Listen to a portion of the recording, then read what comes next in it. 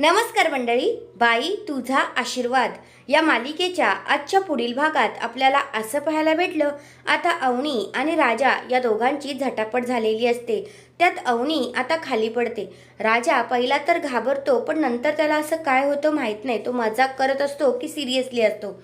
नंतर तो अवनीला म्हणतो, तुम्हाला ना इथे उभी करीन आणि मिरचीची धुरी देईल.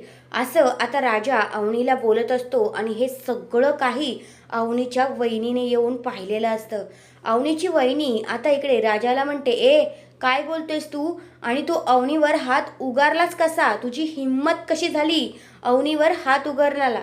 मग आता राजा खूपच घाबरतो. आता वहिनीला काय उत्तर द्यावं ते त्याला काहीच कळत नाही. आणि मग आता ज्या वहिनी आहेत त्या अवनीला म्हणतात, अवनी आत्ताच्या आत्ता माझ्यासोबत घरी चल, तू इथे एक सेकंदही थांबायचं नाही आहेस. मग आता अवनीसुद्धा वहिनीकडे बघतच बसते.